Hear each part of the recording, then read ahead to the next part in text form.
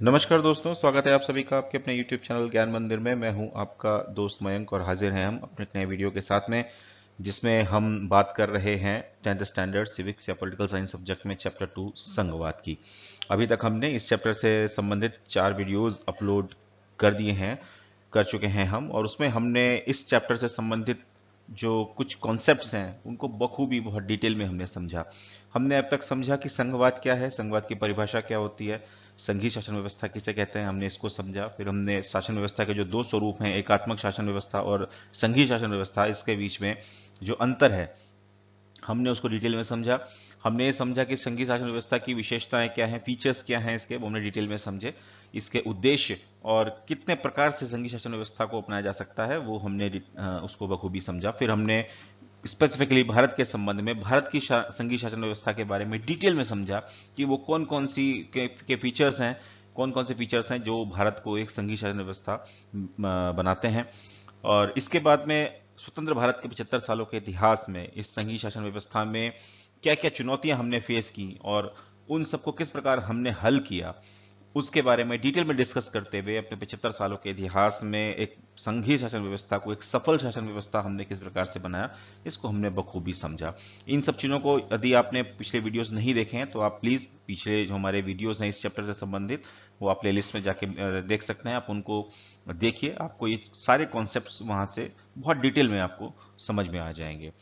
तो यहाँ तक की कहानी हमने अपने पिछले वीडियोस में देख ली थी। अब हम आगे आज अपने इस वीडियो में शुरुआत करेंगे, बात करेंगे शासन के विकेंद्रीकृत स्वरूप की तीसरे स्तर की, जहाँ पे भारत में, खासकर भारत के बारे में हम इसके बारे में बात करेंगे विशेष तौर पे कि भारत में किस प्रकार से हमने शासन को तीसरे स्तर तक जाके विकेंद्रीकृत किया, तोड़ा, और उससे किस प्रकार से जो है वो भारत की शासन व्यवस्था, संघीय शासन व्यवस्था और ज्यादा विकेंद्रीकृत हुई, और ज्यादा और ज्यादा लोगों को हमने इसमें जोड़ा, शासन व्यवस्था में हमने और ज्यादा लोगों को जोड़ा और शासन को और सफल स्वरूप बनाया। तो चलिए आज हम बात करते हैं शासन के विकेंद्रीकृत तीसरे स्वरूप की, जिसको हम कहते हैं स्थानीय स्वशासन। तो चलिए हम उस पर चलते हैं।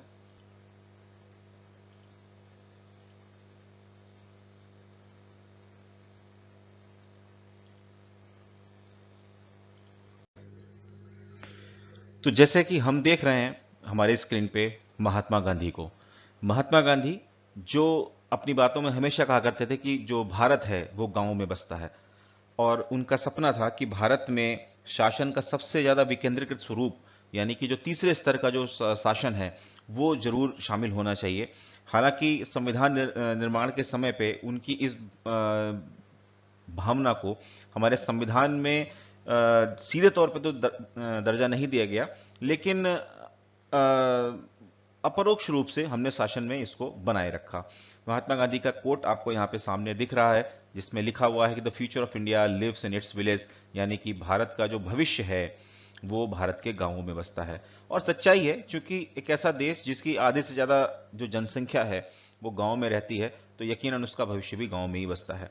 और हम 24 अप्रैल को नेशनल पंचायती राज दिवस, राष्ट्रीय पंचायती राज दिवस मनाते हैं।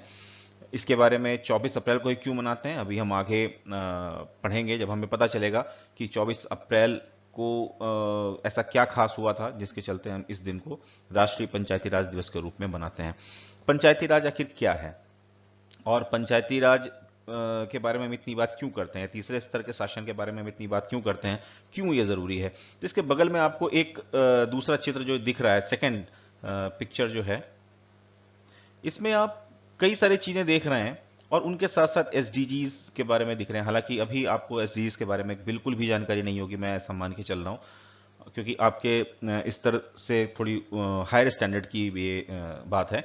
लेकिन मैं मोटे मोटे तौर पे आपको ये बताऊं कि वैश्विक स्तर पे जो हम विकास की बात करते हैं, तो विकास किस प्रकार का विकास हो, ऐसा विकास जो लंबे समय तक चल सके और हम अपनी आने वाली पीढ़ियों को एक समुचित पृथ्वी, एक समुचित धरती दे सकें। इस तरीके के व्यवहार को मिला के हमने वैश्विक रूप से कुछ गोल्स निर्धारित किए हैं, कुछ अपने जो है वो हमने पॉइंट्स निर्धारित किए हैं कि भाई ये चीजें हमें अचीव करनी है। उन्हीं को हम बोलते हैं एसडीजी या सस्टेनेबल डेवलपमेंट गोल्स, संधारणीय विकास के जो हमारे ये गोल हैं इनको हम बोलते हैं। तो मुख्य मुद्दा एसडीजीज के बारे में नहीं है, मुख्य मुद्दा यह है कि हमारे यहाँ पे बात करने का जो पर्पज है कि पंचायती राज की विशेषताएं क्या हैं। तो देखिए, आपको यहाँ से विशेषताएं देखने को मिल सकती हैं, आप उन पे गौर कीजिए। क्या? हेल्दी विलेज, यानी कि एक जो गांव हो हमारे वो हेल्दी हो, स्वस्थ हो। चाइल्ड फ्रेंडली विलेज, हमारे गांव ऐसे हों जो बच्चों के लिए एक अच्छा माहौल तैयार करके दे सकें। वाटर सफिशिएंट विलेज, ऐसे गांव हों जो अपने लिए पीने के पानी की व्यवस्था खुद कर सकें। क्लीन एंड ग्रीन विलेज, ऐसे गांव जो स्वच्छ हों, हरे भरे हों। ऐसे गांव जो सेल्फ सफिशिएंट इंफ्रास्ट्रक्चर हो जिनके पास में, मतलब वो अपने लिए जो जरूरी इंफ्रास्ट्रक्चर है वो खुद बना सकें, उनको उसके लिए वो किसी दूसरे पर निर्भर ना हो। सोशली सिक्योर्ड विलेज, यानी कि सोशल सिक्योरिटी जो है, जैसे कि आपका स्वास्थ्य हो गए या बीमा, कई तरीके जो बीमा होते हैं, इंश्योरेंसेज होते हैं, उनसे सब सिक्योर्ड हों। विलेजेस विद गुड गवर्नेंस, एक अच्छी शासन व्यवस्था जो है गांव में हो। वुमेन फ्रेंडली विलेजेस हों, यानी महिलाओं को जो है उचित सम्मान और उचित दर्जा वहां पे प्राप्त हो। और पॉवर्टी फ्री विलेजेस हों, यानी कि गांव में गरीबी ना हो। तो ये जो हमारे गोल्स हैं, हमने इनको अपने लिए निर्धारित किया है और इसी के चलते हम बोलते हैं सशक्त पंचायत, सतत विकास। यानी कि अगर एक पंचायत सशक्त होगी तो हम विकास भी स्वतंत्र रूप से कर सकेंगे, लगातार कर सकें। तो ये एक सिर्फ मैंने आपको समझाने के लिए, बताने के लिए यहाँ पे पिक्चर यहाँ पे दिया था कि ये भारत सरकार के द्वारा जो अभी सशक्त पंचायत सतत विकास एक उद्देश्य के तौर पे इतने गोल्स हमने पंचायतों के लिए निर्धारित किए हैं। तो हम इससे ये समझ सकते हैं, इसको यहाँ पे लिखाने का सिर्फ पर्पज ये था कि हम समझ सकते हैं कि पंचायतों की क्या महत्व है, पंचायतों का क्या महत्व है। पंचायत एक जो है तीसरे स्तर की जो शासन व्यवस्था है, ये उस जगह के लिए, वो गांव हो, वो कस्बा हो, उस जगह के लिए एक बिल्कुल धरातल पे, जिसको बोलते हैं ग्राउंड लेवल के जो जरूरतें हैं, उनको पूरा करने के लिए सबसे जरूरी इस शासन का स्तर है। तो आइए इसके बारे में हम अब डिटेल में पढ़ते हैं और हम आगे इसको समझते हैं कि ये सब चीजें किस प्रकार से कार्य करती हैं।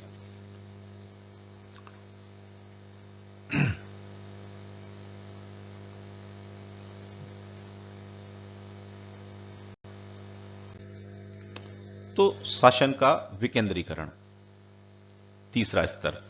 अब ग्राम पंचायत के बारे में, पंचायती राज के बारे में यदि हम बात करें तो भारत के संविधान में, जैसा कि मैंने पहले इंट्रो में कहा कि गांधी जी के इस सपने को हमने सीधे तौर पे तो संविधान में शामिल नहीं किया, मतलब इसको लेके हमने कोई संविधान में कानून नहीं बनाया।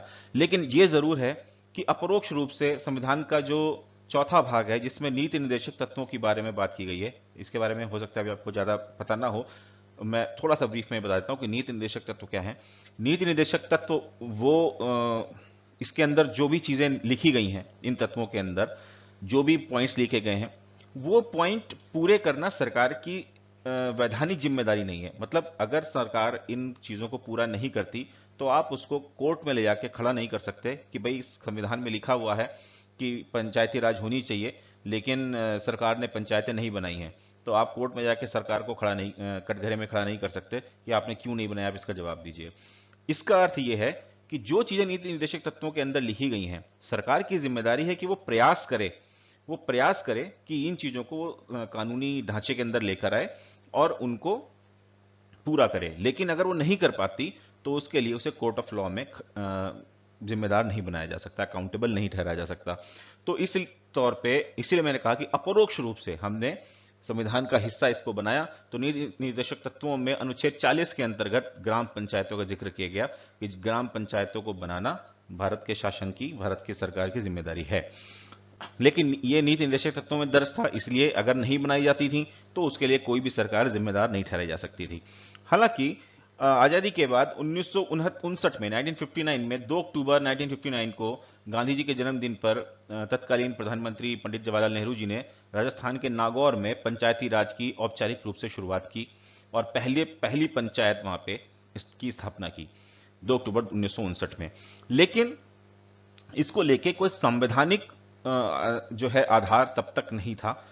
पंचायती राज की व्यवस्था जरूर कर दी गई, पंचायतों का गठन किया जाने लगा, लेकिन ये पंचायतें नियमित रूप से नहीं बनाई जाती थी। राज्य सरकारों के ऊपर छोड़ दिया जाता था कि वो उनकी मर्जी होती थी तो बनाते थे। एक बार बना दी तो इसके इलेक्शंस रेगुलर नहीं होते थे। इस तरह की बहुत सारी खामियां थी, जिसके कारण जो है ये पंचायती राज शुरुआत तो हो गई, लेकिन इसका कोई बहुत ज़्यादा फ्रूटफुल इसका हमें जो है फल नहीं मिला। इसके चलते इसके आगे सरकार इस चीज़ को लेके कई बार सरकार ने जो है इस चीज़ को लेके कई कमेटियां बनाई, जिसमें हम जो बड़ी कमेटियां हैं जिनके हम नाम लेते हैं, तो एक Balwant Rai Mehta committee, Ashok Mehta committee, Singhvi committee, LM Singhvi committee, ये कमेटियां और इसके अलावा और भी कुछ कमेटियां सरकार ने बनाई जिन्होंने पंचायती राज को लेके बहुत इंपॉर्टेंट रिकमेंडेशन सरकार को दी। लेकिन कुछ राजनीतिक कारणों से या अन्य कारणों से ये इनके जो रिकमेंडेशंस होने के बावजूद पंचायती राज या तीसरा स्तर की जो सरकार है वो संवैधानिक रूप से एक्टिव नहीं हो सकी। और आखिरकार 24 अप्रैल 1993 को 73वां संविधान संशोधन करके, भारत के संविधान में 73वां संविधान संशोधन करके पंचायतों को संवैधानिक दर्जा दे दिया गया। यानी संवैधानिक रूप से संविधान के अंदर एक भाग 9A, भाग 9 में जो है,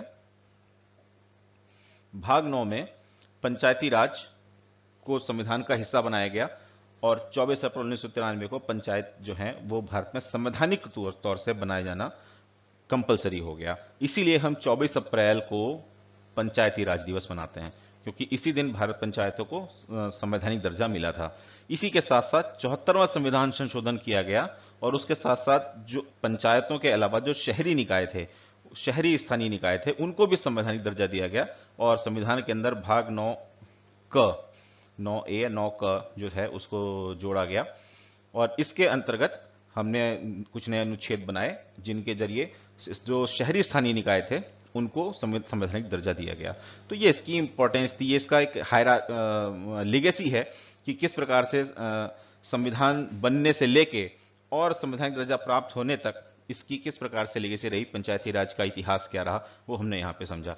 अब बात ये है कि हम बार बार बातें, इसमें मैंने आप कई बार जिक्र किया कि भाई संवैधानिक दर्जा मिला, उससे पहले की कंडीशन कुछ और थी, बात की कुछ और। तो संवैधानिक दर्जा हासिल कर लेने से आखिर क्या प्रभाव पड़े, आखिर क्या ऐसा बदल गया जिससे हमें जिसके जरिए हम ये समझते हैं कि संवैधानिक दर्जा प्राप्त होने की बड़ी इंपॉर्टेंस है। तो देखिए उसके बारे में हमने यहाँ पे कुछ चीजें लिखी हैं कि भाई संवैधानिक दर्जा प्राप्त जो मिल गया उसके क्या प्रभाव हुए। तो प्रभाव सबसे पहले तो ये कि ये संवैधानिक दर्जा मिलने के बाद में राज्यों में राज्य चुनाव आयोग का गठन कर दिया गया। जैसे एक राष्ट्रीय चुनाव आयोग, election commission of India, Bharat का जो चुनाव आयोग है वो संवैधानिक आधार पर बनाया जाता था और उसके पास जिम्मेदारी होती थी कि वो जो केंद्र सरकार है यानी लोकसभा के लिए और जो राज्यों की विधानसभाएं हैं उनके लिए चुनाव कराने का जिम्मा भारत के जो चुनाव आयोग है, भारतीय चुनाव आयोग, उसके जिम्मे आता है। लेकिन पंचायतों का चुनाव कराने की जिम्मेदारी या स्थानीय निकायों के चुनाव कराने की जिम्मेदारी किसके अंतर्गत आए, इसके लिए हर राज्य में एक राज्य का चुनाव आयोग बनाने जाना का एक विधान किया गया और ये कंपलसरी कर दिया गया कि अब हर राज्य में चुनाव आयोग का गठन होगा ही होगा, पहली चीज। अब दूसरी चीज, चुनाव आयोग का गठन तो हो गया लेकिन संवैधानिक दर्जा मिलने से पहले चुनाव हो या ना हो ये जरूरी नहीं होता था। ये निर्भर करता था राज्यों की विधानसभाओं के ऊपर कि वो अपनी स्वेच्छा या अपनी कन्वीनियंट के आधार पर चुनाव करा देते थे। मर्जी होती थी तो कराते थे, मर्जी होती तो नहीं कराते थे। लेकिन संवैधानिक दर्जा मिलने के बाद और राज्य चुनाव आयोग का गठन होने के बाद अब नियमित रूप से चुनाव किया जाना ये एक संवैधानिक बाध्यता हो गई। मतलब कराना ही कराना है, नहीं कराओगे तो आप कोर्ट ऑफ लॉ में चैलेंज कर दिए जाओगे, आप अकाउंटेबल ठहरा दिए जाओगे कि भाई आपने क्यों नहीं कराए। तीसरा इसका जो प्रभाव है वो ये है कि इसके जरिए जो स्थानीय स्वशासन के जो चुनाव थे उसमें अनुसूचित जाति, अनुसूचित जनजाति और अन्य पिछड़ा वर्ग यानी एससी, एसटी और ओबीसी को रिजर्वेशन यानी आरक्षण का लाभ मिलना प्रारंभ हो गया, उनको दिया जाने लगा। इसके तहत जो है वो सर्टेन सीट्स जो मेंबर्स होते हैं उनके लिए और सर्टेन सीट्स जो प्रेसिडेंट, जिनमें जो चेयरमैन होते हैं, जैसे प्रधान, पंचायतों में जो प्रधान होते हैं या जो आपके स्थानीय स्वशासन में जैसे नगर पंचायत में चेयरमैन होते हैं या नगर निगमों में मेयर होते हैं, तो इनकी सीट्स पे कुछ सीट्स इनके लिए रिजर्व कर दी गई कि भाई एससी, एसटी और ओबीसी के लिए सीट रिजर्व कर दी गई। तो इनका पार्टिसिपेशन बढ़ा और वो जरूरी हुआ, संवैधानिक बाध्यता हुई कि आपको करना ही है। इसी के साथ साथ कम से कम 1/3 पदों पर महिलाओं का भी आरक्षण मिला, यानी 1/3 सीट जो है मिनिमम तीसरे स्तर के शासन में वो महिलाओं के लिए आरक्षित कर दी गई, वो सदस्यों में के रूप में भी और जो पंचायतों या जो स्थानीय शासन के जो अध्यक्षों के तौर पे भी इनके लिए सीट आरक्षित कर दी गई। तो ये एक बहुत बड़ा परिवर्तन देखने को मिला। और इन दो परिवर्तनों के चलते जो सामाजिक रूप से जो पिछड़े वर्ग थे, एससी, एसटी, ओबीसी और महिलाएं, इनको एक जगह दी गई कि भाई आप स्थानीय रूप से चीजों में जो शासन की जो प्रणाली है उसमें आप भागीदार बनिए। इसके साथ साथ राज्यों को अपने राजस्व का कुछ हिस्सा इन स्थानीय निकायों को देना होगा। अभी तक क्या था कि राज्य, भाई कोई आपने सरकार तो बना दी, स्थानीय स्तर के लिए पंचायतें बना दी, लेकिन वो काम कैसे करेंगे, उनको राजस्व चाहिए। हमने जैसे पहले संघीय व्यवस्था में पढ़ा कि दोनों स्तर की सरकारों में उनके आय के स्रोत निर्धारित होते थे कि भाई इस मुद्दे पे आप कानून ये सरकार बनाएगी, ये स्तर की सरकार बनाएगी, और उसको वसूलने, कर को वसूलने का कार्य भी ये स्तर की सरकार करेगी। लेकिन तीसरे स्तर की सरकार के लिए ऐसा कहीं भी कुछ रिटन डाउन नहीं था। ये पूरी तरह से राज्यों के ऊपर आश्रित थी, उनकी मर्जी होती थी तो देते थे फंड, नहीं होती तो नहीं देते थे। तो काम कैसे करेंगे? कुछ चीजें पंचायतों तक भी थी कि कुछ इस तरीके के कर के स्रोत थे, राजस्व के स्रोत थे जो तीसरे स्तर की सरकार को दे दिए जाते थे कि भाई ये आप ही वसूली करोगे। जैसे आपने सुना होगा चुंगी, चुंगी एक ऐसा कर हुआ करता था जो स्थानीय स्वशासन की सरकारें ही वसूला करती थी। तो इसके अलावा भी राज्य अपने, अब संवैधानिक बाध्यता जब हो गई तो इसके बाद क्या हुआ कि राज्यों को अपने राजस्व का कुछ हिस्सा इनको देना ही होगा, स्थानीय निकायों को देना ही होगा। और ये राज्य वित्त आयोग इसका निर्धारण करता है कि भाई किस प्रकार से आपको तीसरे स्तर की सरकार को जो है वो राजस्व का हिस्सा देना है। तो इस प्रकार से ये कुछ ऐसे प्रभाव थे जो संवैधानिक दर्जा देने के बाद पड़े इस पूरी शासन व्यवस्था के ऊपर, जिसके चलते ये शासन व्यवस्था का कुछ प्रभाव पड़ा, कुछ अस्तित्व में है। इससे पहले तो ये सिर्फ नाम मात्र के लिए थी, हो गई किसी राज्य सरकार ने जो है इलेक्शन करा दिए तो वहां पे सरकार बन गई, फंड दे दिया तो उसने काम कर लिया, नहीं तो कोई जरूरत नहीं है, वो कुछ उनके पास में राइट्स ही नहीं है, कुछ अधिकार ही नहीं है कि वो किस प्रकार से कार्य करें। तो ये संवैधानिक दर्जा मिलने के बाद में उनके अधिकारों के ऊपर, उनके चुनावों के ऊपर, उनके राजस्व के ऊपर, इन सब के ऊपर बाकायदा नियम बन गए। और अब उनका पालन करना हर स्तर की सरकार के लिए, चाहे वो केंद्र हो चाहे वो राज्य हो, उनके लिए बाध्यता हो गई कि उन्हें करना ही करना है। तो ये बड़े प्रभाव थे। अब हम बात करते हैं कि हम स्थानीय स्वशासन की हम बात कर रहे हैं तो ये कितने स्तर के होते हैं और किस प्रकार से कार्य करते हैं। तो देखिए, दो स्तर पे जनरली हम स्थानीय स्वशासन को देखते हैं। पहला ग्रामीण स्तर पे और दूसरा शहरी स्तर पे। ग्रामीण स्तर पे जो स्थानीय स्वशासन है उसको हम पंचायती राज बोलते हैं, और शहरी स्तर पे जो होता है इसको हम शहरी निकाय बोलते हैं। अब एक एक करके हम इसको समझते हैं। तो पंचायती राज में क्या होता है, सबसे नीचे ग्राम पंचायत होती है। सबसे नीचे ग्राम पंचायत, यानी कुछ गांवों को मिला के, मान लीजिए 5 गांव हैं, ABCDE, इन 5 गांवों को मिला के हमने एक ग्राम पंचायत बना दी, ग्राम पंचायत। और इस ग्राम पंचायत के कम से कम 2 अंग होते हैं, एक होती है ग्राम सभा और एक होती है जो इसकी मेन पंचायत है। अब ये भी आप समझ सकते हैं, जिस प्रकार से हमने शासन के विकेंद्रीकृत स्वरूप के बारे में पढ़ा था, जो क्षैतिज वितरण होता है कि वहां पे हम सत्ता को 2 जगह बांट देते हैं, उसी प्रकार से यहां भी सत्ता का वितरण है ग्राम सभा और पंचायत में। ग्राम सभा एक आम सभा है, आम सभा जिसमें उस ग्राम पंचायत के जितने भी सदस्य हैं, जितने भी वहां पे जो वोटर्स हैं, वो सब इस ग्राम सभा के सदस्य हैं। तो ग्राम सभा की जो बैठकें होती हैं तो वो सब लोग इसमें प्रेजेंट हो सकते हैं, और इसी ग्राम पंचायत में मुख्य रूप से निर्णय लिए जाते हैं कि भाई क्या क्या काम होने हैं, किस प्रकार से होने हैं। दूसरी जो इसकी समिति है वो मुख्य रूप से ग्राम पंचायत है। ये एक तरह से एग्जीक्यूटिव बॉडी है, जो निर्णय लिए जाते हैं उन पर काम करने का जो काम किया जाता है वो इसके द्वारा किया जाता है, ग्राम पंचायत के द्वारा। तो इस प्रकार से ये ग्राम पंचायत का गठन होता है। अब ग्राम पंचायतों में क्या होता है, कुछ वार्ड मेंबर्स होते हैं, हम कुछ मेंबर्स होते हैं, और एक प्रधान होता है। प्रधान और सदस्य ये मिलकर ग्राम पंचायत का निर्माण करते हैं, ग्राम पंचायत बनाते हैं सदस्य। तो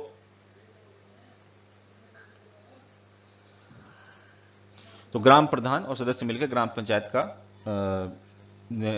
को बनाते हैं। इन सदस्यों के भी और पंचायतों के प्रधानों के, इन दोनों के जो इलेक्शंस होते हैं वो डायरेक्ट इलेक्शंस होते हैं। मतलब जब एक व्यक्ति वोट देने जाता है तो सदस्यों के लिए भी वोट देता है और प्रधान के लिए भी वोट देता है, अलग अलग। ठीक, अब इस प्रकार से ये तो एक स्तर ग्राम पंचायत का हो गया। इसके बाद में क्या होता है, कुछ ग्राम पंचायतें, मान लीजिए ये P एक ग्राम पंचायत है, इसी तरह से Q, R, S, ये 4 ग्राम पंचायतें हैं। इन 4 ग्राम पंचायतों को मिला के एक पंचायत समिति या मंडल समिति या प्रखंड समिति, जिसको जैसे आप बोल देते हैं ब्लॉक, कई जगह पे हम उसको ब्लॉक लेवल कमेटी बोलते हैं, बीडीसी है ना, बीडीसी ब्लॉक डेवलपमेंट काउंसिल है ना, बीडीसी बोल देते हैं, पंचायत समिति बोल देते हैं, या प्रखंड, मंडल, प्रखंड, अलग अलग नामों से अलग अलग राज्यों में इनको नॉमिनेट किया जाता है। तो बीडीसी एक हमने एक ब्लॉक स्तर की समिति बना दी। इसमें क्या होता है, इसमें इन्हीं ग्राम पंचायतों के जो चुने हुए सदस्य और जो प्रधान होते हैं वो इस काउंसिल के मेंबर्स होते हैं, और ये आपस में से ही किसी एक को अपना अध्यक्ष चुन लेते हैं, अध्यक्ष चुन लेते हैं, ठीक, इस प्रकार से। और फिर इसके बाद में एक जिला परिषद होती है, जिसमें इस तरह से जितनी भी ये, जैसे ये मान लीजिए ABCD तो ग्राम समितियां थी, PQRS हमारी ग्राम समितियां बन गई, और इसके बाद में मान लीजिए कि कुछ और भी हमने नाम कुछ भी ले सकते हैं आप, XYZ, ये हमारी प्रखंड समितियां थी। ये 3 समितियां मिलकर जिले में जितनी भी समितियां हैं वो सब मिलकर एक जिला परिषद बनाती हैं, और जिला परिषद में इनके जो सदस्य हैं वो अपने में से चुन के जिला परिषद के सदस्य बनाते हैं, और फिर इसी में से जिला परिषद का अध्यक्ष बनता है। तो इस प्रकार से आप इसको एक ट्रायंगल के तौर पर भी देख सकते हैं। आप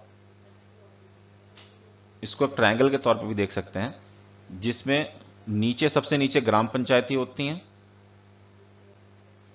ग्राम पंचायतें मिलके जो है वो पंचायत समिति बनाती हैं, और उसके ऊपर पंचायत समितियां मिलके जिला पंचायत बनाती हैं, जिला परिषद बनाती हैं। इसमें यह ध्यान देने वाली बात है कि ग्राम पंचायत के इलेक्शंस ही केवल डायरेक्ट इलेक्शंस होते हैं, बाकी पंचायत समिति और जिला परिषद या जिला पंचायत के जो इलेक्शंस होते हैं वो डायरेक्ट इलेक्शंस नहीं होते, वो इनडायरेक्ट इलेक्शंस होते हैं। उसके लिए जैसे पंचायत समिति के लिए ग्राम पंचायत के जो सदस्य हैं वो वोटिंग करते हैं, और जिला पंचायत के लिए पंचायत समिति के जो सदस्य होते हैं वो वोटिंग करके अपने में से लोगों को चुनते हैं। तो ये इनडायरेक्ट इलेक्शंस होते हैं, केवल ग्राम पंचायत के जो इलेक्शंस हैं वो ही डायरेक्ट इलेक्शंस होते हैं। तो इस प्रकार से ये तो हो गया पंचायती राज। अब हम देखते हैं शहरी निकाय कि शहरों में किस प्रकार से होता है। तो शहरों में इस तरीके का स्तर नहीं होता। शहरों में तो खाली जो हमने तीन यहाँ पे क्रम लिखे हैं, नगर पंचायत, नगर पालिका और नगर निगम, ये सिर्फ इतना बनाते हैं कि ये जनसंख्या और अन्य आधार पे कि भाई किसी नगरीय क्षेत्र की जनसंख्या कितनी है, उसका विस्तार कितना है, उसके आधार पे उनके ये क्रम है। तो एक छोटा कस्बा होगा तो वहां पे नगर पंचायत होगी, उससे बड़ा होगा तो नगर पालिका हो जाएगी, और अगर कोई बहुत बड़ा शहर है, जैसे मान लीजिए मुंबई है, मुंबई अपने आप में तो नगर निगम है, मुंबई बृहत, हम बोलते हैं ना मुंबई बृहत नगर निगम करके, बृहन मुंबई पालिका, BMC, Brihan Mumbai corporation, BMC हम बोलते हैं, तो वो नगर निगम है। तो इस प्रकार से ये तो सिर्फ जनसंख्या और उसके विस्तार के आधार पे, क्षेत्रफल के आधार पे हम उनको अलग अलग क्रम बन देते हैं। और इसमें ये ध्यान देने वाली बात है कि इसमें इनके सदस्यों और जो इनके चेयरमैन हैं, इन सब के इलेक्शंस डायरेक्ट इलेक्शंस होते हैं। सदस्य और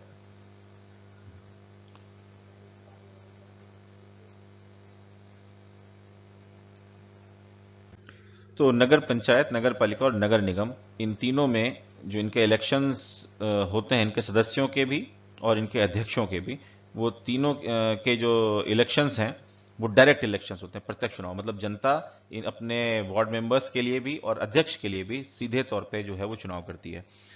तो इस प्रकार से हमने यहाँ पर देखा कि पंचायती राज में पंचायती राज के स्तर किस प्रकार से हैं और शाही निकाय कितने प्रकार के होते हैं, ये हमने यहाँ पे अच्छी तरह समझा। अब हम इस चैप्टर में एक चीज और समझ लेते हैं, तो ये चैप्टर पूरी तरह से कंप्लीट हो जाएगा। वो ये कि आखिरकार पंचायती राज में अभी चुनौतियां क्या क्या हैं। अभी हमने देख लिया कि पंचायती राज को संवैधानिक दर्जा मिल चुका है, और संवैधानिक दर्जा मिलने के बाद में बहुत सारी चीजें इंप्रूव हुई हैं, लेकिन अभी भी जो है वो कुछ चुनौतियां हैं जो पंचायती राज के सामने हैं। तो उन चुनौतियों के बारे में हम ब्रीफली बात कर लेते हैं कि मुख्य रूप से कौन सी चुनौतियां हैं। तो देखिए, सबसे पहली चुनौती तो ये कि नियमित बैठकों का अभाव। जैसे कि हम देखते हैं कि मैंने अभी पिछली स्लाइड में आपको बताया कि ग्राम सभा की बैठकें होती हैं। पहली बात, ग्राम सभा की नियमित बैठकें नहीं होती। बैठकें होती हैं तो उसकी प्रॉपर इंफॉर्मेशन नहीं दी जाती, इससे लोगों को पता ही नहीं चलता कि ग्राम सभा की बैठक कब हो गई। और ग्राम पंचायतों की PV जो आपस में मीटिंग्स हैं अलग अलग स्तर पर, ग्राम पंचायत या विकास खंड जो उसकी जो समिति है, या जिला पंचायतों की जो समिति है, उसकी बैठकें कब हो जाती हैं, क्या निर्णय ले लिए जाते हैं, इनके बारे में कोई डिटेल में जानकारी नहीं होती, तो और नियमित रूप से बैठकें ना तो होती हैं, ना ही इसके लिए गए निर्णय जो हैं उनके बारे में कोई बहुत ज़्यादा बात होती है। ट्रांसपेरेंसी का अभाव है। तो ये एक बहुत बड़ा मुद्दा है कि नियमित बैठकें और ट्रांसपेरेंसी इन बैठकों में जो है वो एक बहुत बड़ा मुद्दा है। दूसरा, इसके पास पर्याप्त अधिकार नहीं है, अभी भी बात की जाए तो। अब जैसे अधिकांश चीजें जो हैं वो राज्य सरकार या केंद्र सरकार के द्वारा डील की जाती हैं। बहुत सी जो स्कीम्स आप सुनते हैं वो स्कीम्स या तो सेंट्रल गवर्नमेंट बनाती है या स्टेट गवर्नमेंट बनाती है, उनको लागू भी वही करती है। पंचायतों के पास या स्थानीय जो शहरी निकाय हैं उनके पास में ऐसी अपने द्वारा बनाई जाने वाली पॉलिसीज के बारे में कोई इस तरह का प्रोविजन नहीं है कि वो अपनी कुछ पॉलिसीज बना सकते हैं, या उस जगह को क्या रिक्वायरमेंट है वो खाली अपने से हायर अथॉरिटी को बता सकते हैं कि भाई हमें ये जरूरत है, लेकिन उसको पूरा करना है ना करना वो हायर अथॉरिटी के ऊपर डिपेंड करता है कि वो उसे पूरा करे या ना करे। तो बहुत लिमिटेड राइट्स हैं, जबकि कायदे में ये होना चाहिए कि भाई गांव के अंदर जो भी विकास के कार्य हों वो ग्राम सभा उसका निर्धारण करे और वो जैसे एक पूरी उसकी रिपोर्ट बना के, प्रोजेक्ट रिपोर्ट बना के हायर अथॉरिटी को दे, और उसी हायरार्की में ऊपर जाके वो चीजें इंप्लीमेंट हों। लेकिन यहां उल्टा होता है, यहां ऊपर बैठे हुए लोग जो है वो निर्णय लेते हैं। ऊपर बैठे हुए लोग ये निर्धारित करते हैं कौन क्या पॉलिसी बनेगी, कैसे बनेगी और कैसे इंप्लीमेंट होगी, और पंचायतों के पास या स्थानीय शहरी निकाय के पास में कोई अधिकार नहीं होते इस तरह की चीजों को लेके।